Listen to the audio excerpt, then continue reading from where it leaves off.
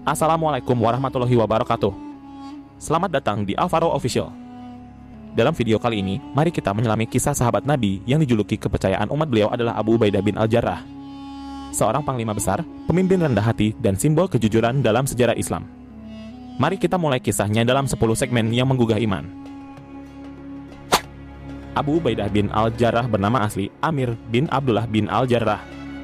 Beliau berasal dari suku Quraisy, Bani Al-Harith bin Fihr, dan termasuk orang pertama yang masuk Islam melalui dakwah Abu Bakar As-Siddiq. Keislamannya bukan tanpa tantangan. Ia harus meninggalkan kekayaan dan posisi terhormat demi kebenaran. Namun, kecintaannya kepada Islam melebihi segalanya. Dalam Perang Badar, Abu Ubaidah diuji dengan pertarungan yang memilukan. Ia berhadapan dengan ayahnya sendiri yang berada di barisan musyrikin. Demi kebenaran, ia menundukkan hawa nafsu dan memilih Islam.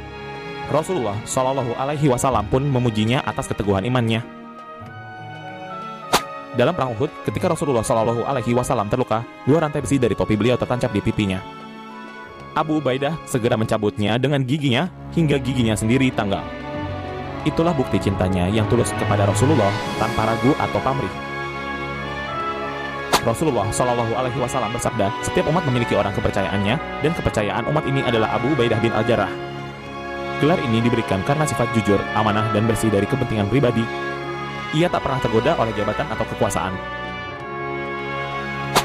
Di masa Khalifah Abu Bakar dan Umar bin Khattab, Abu Ubaidah memimpin pasukan Islam di Syam. Ia mengalahkan pasukan Romawi dalam Perang Yarmouk, salah satu kemenangan paling gemilang dalam sejarah Islam. Meski menang, ia tetap hidup sederhana dan rendah hati. Ketika Umar radhiyallahu anhu menawarkan jabatan gubernur kepada Abu Ubaidah, ia menolak secara halus. Ia lebih memilih menjadi pelayan umat daripada penguasa. Padahal saat itu, banyak yang menginginkannya sebagai khalifah setelah Rasulullah wafat. Tahun 18 Hijriah, wabah tahun melanda Syam. Abu Ubaidah wafat dalam kondisi memimpin umatnya. Ia tetap sabar dan tidak meninggalkan wilayah tugasnya meski bisa menyelamatkan diri. Ia wafat sebagai syahid, meninggalkan keteladanan abadi. Abu Ubaidah tidak meninggalkan harta, istana, atau kemewahan.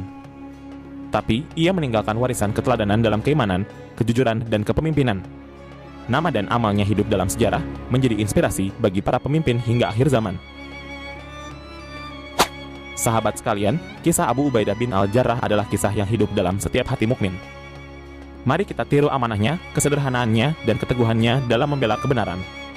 Semoga Allah meridai beliau dan kita semua. Wassalamualaikum warahmatullahi wabarakatuh.